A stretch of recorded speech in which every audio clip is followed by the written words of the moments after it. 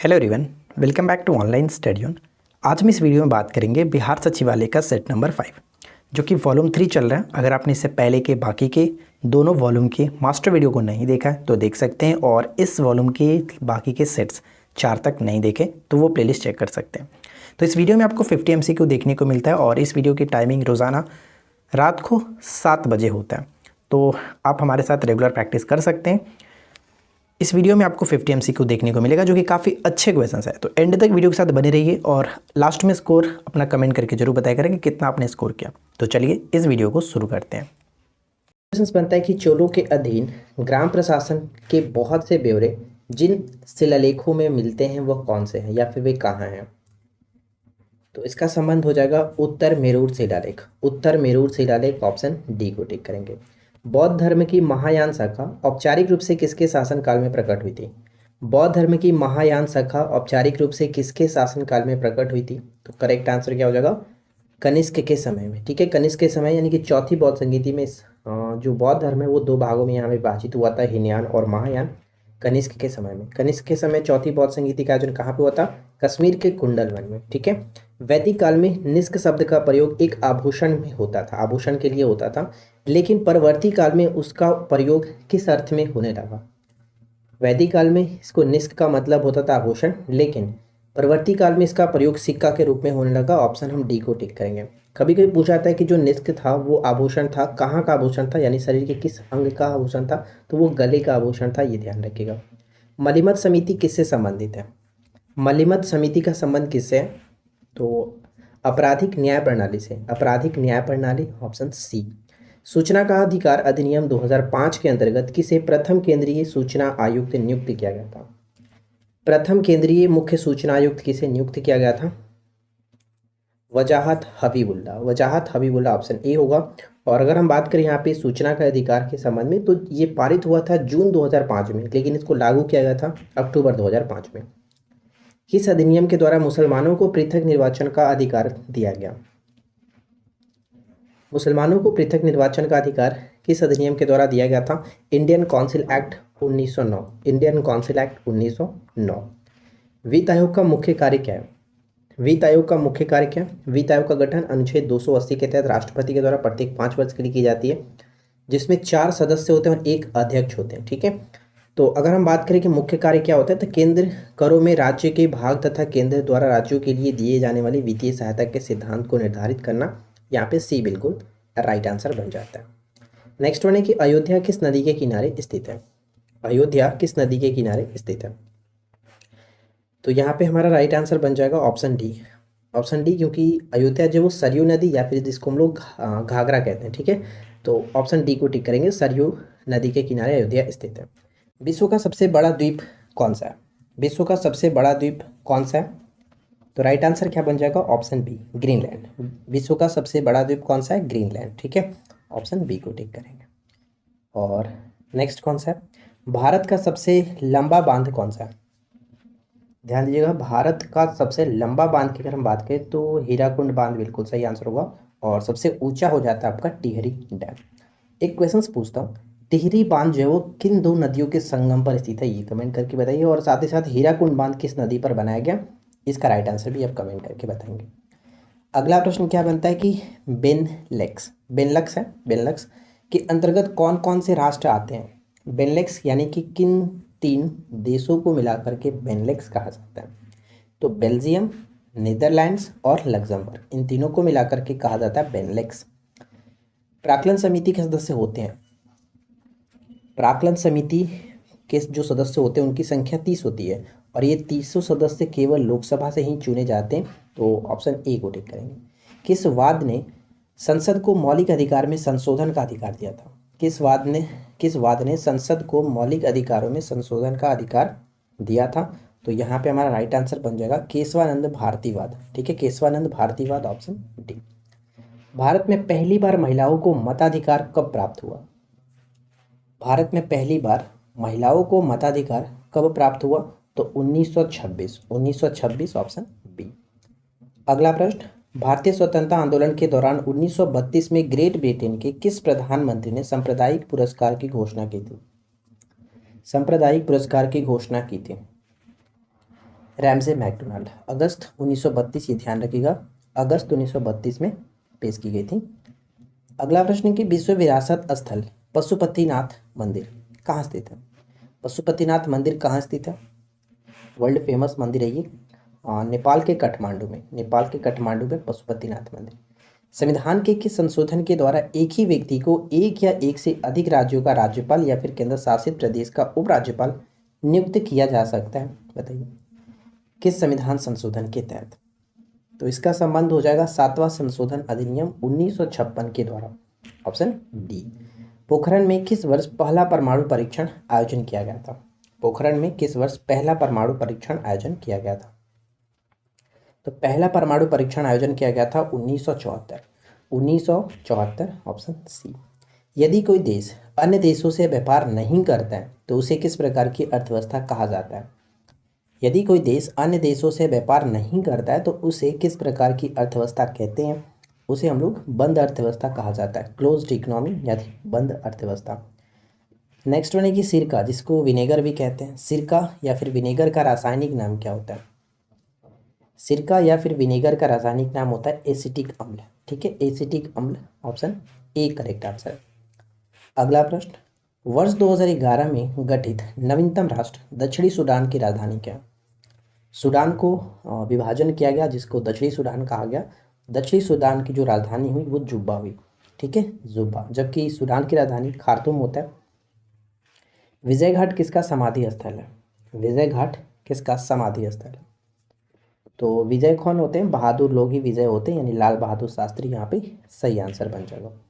Next है कि the problems of the forest, the problems of the far east नामक पुस्तक के लेखक कौन है?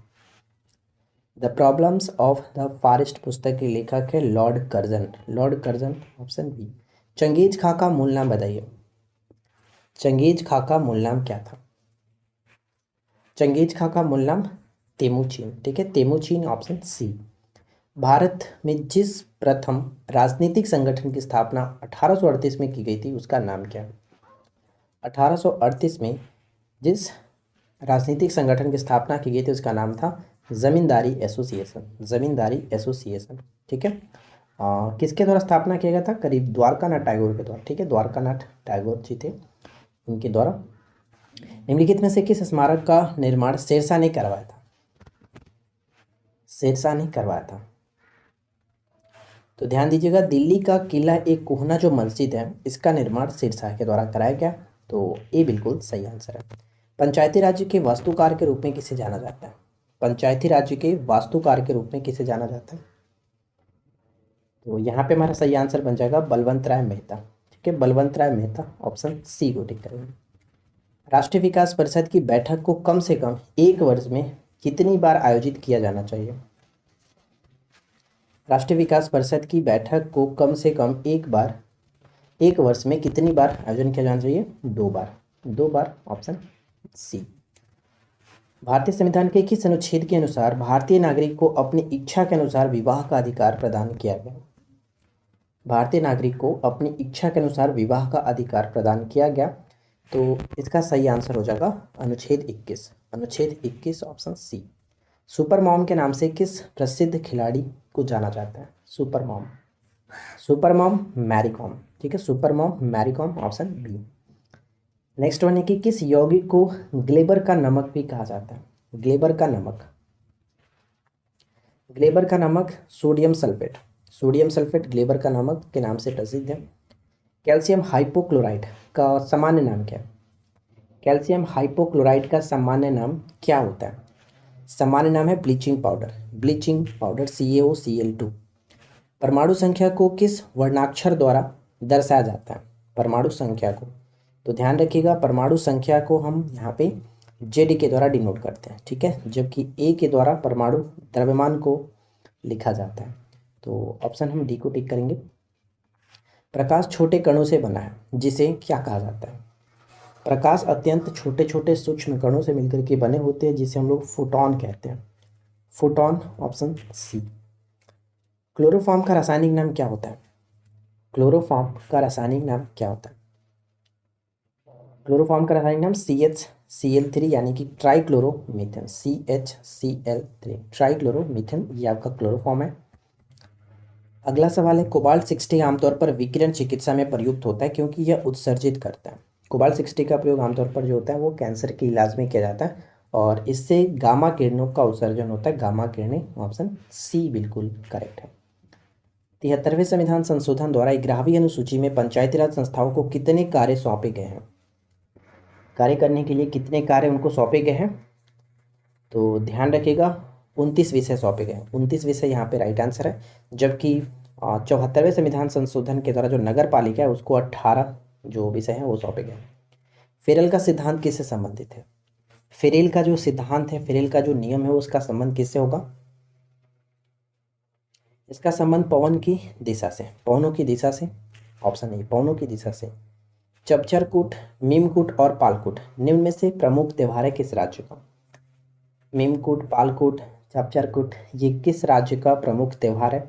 मिजोरम।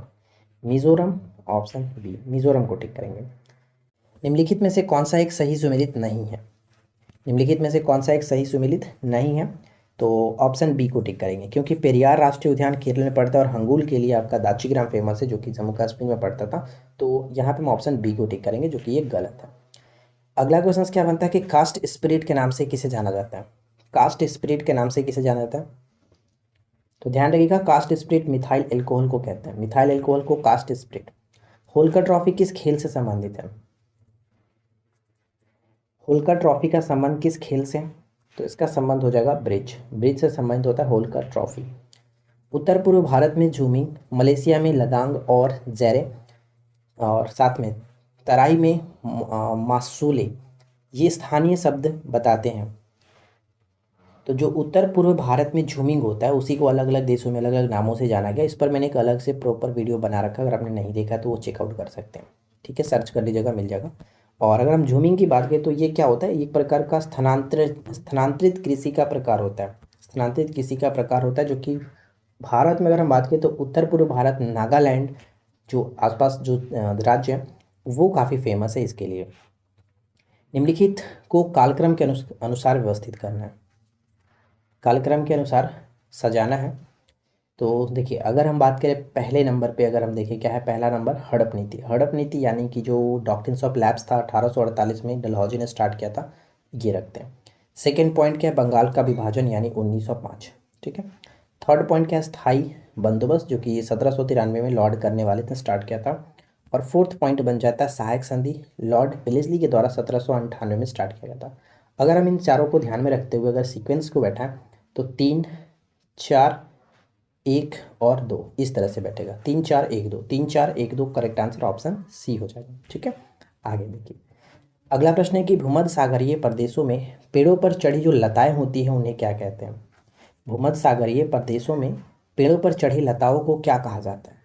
तो इसे लियाना के नाम से जाना जाता है, लियाना। ठीक है, लियाना करेक्ट होगा। निम्नलिखित रचनाओं में से कौन कालिदास की पहली रचना है जिसमें राजा अग्निमित्र की कहानी है? मालविकाग्निमित्रम, ऑप्शन ए करेक्ट होगा। आगे बढ़ते हैं। आशा करते हैं कि आप लोगों को ये वीडियो अच्छा लग रहा होगा। वीडियो पसंद आ रहा है तो वीडियो को लाइक जरूर करें और दोस्तों के साथ शेयर करें। साथ ही साथ चैनल को सब्सक्राइब करके नोटिफिकेशन बेल आइकन को ऑल पे सेट कर लीजिए, बार बार आपसे कहना पड़ता है। बचे हुए भोजन में मौजूद विषैले पदार्थों का कौन सा अंग चूषण करता है? विषैले पदार्थों का चूषण यकृत करता है, यकृत, ऑप्शन डी। अध्यक्षीय शासन व्यवस्था का उदय सर्वप्रथम किस देश में हुआ था? अध्यक्षीय शासन व्यवस्था का उदय सर्वप्रथम किस देश में हुआ था? तो यूएसए आपका राइट होगा, यूएसए। पारिस्थितिकी तंत्र शब्दावली जो है वो किसने प्रस्तुत की थी? पारिस्थितिकी तंत्र जो शब्दावली है वो किसने प्रस्तुत की थी? एजे टॉन्सले, एजे टॉन्सले, option D. Last question, Q किस खेल से संबंधित है? क्यू जो है वो किस खेल से संबंधित है? क्यू का संबंध हो जाएगा किससे? ऑप्शन डी के साथ, बिलियर्ड्स, बिलियर्ड्स, ऑप्शन डी को टिक करेंगे। तो फ्रेंड्स अगर पसंद आया वीडियो तो लाइक ज़रूर कर दीजिएगा और बताइएगा कमेंट करके कितना आपने स्कोर किया। हम मिलते हैं आपके साथ किसी और वीडियो में नेक्स्ट टॉपिक के साथ। Thanks for watching, keep learning, have a good day.